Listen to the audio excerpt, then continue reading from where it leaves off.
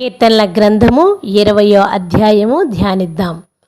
ఆపత్కాలమందు యెహోవా నీకు ఉత్తరమిచ్చునుగాక.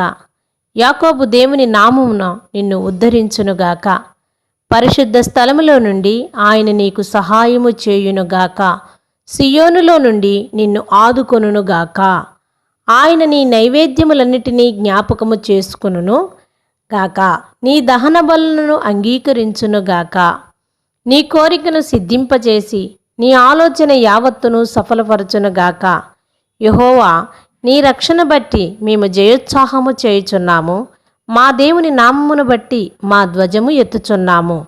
నీ ప్రార్థనలన్నీయు యెహోవా సఫలపరచునుగాక. యెహోవా తన అభిషిక్తుని రక్షించునని నాకిప్పుడు తెలియను. రక్షణార్థమైన తన దక్షిణాస్త బలము చూపును. తన పరిశుద్ధ ఆకాశములో నుండి అతనికి ఉత్తరమిచ్చును.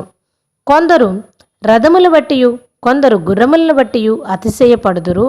మనమైతే మన దేవుడైన యెహోవా నామమును బట్టి అతిశయపడదుము. వారు కృంగి నేల మీద పడి ఉన్నారు. మనము లేచి చక్కగా నిలుచున్నాము. యెహోవా, రక్షించుము.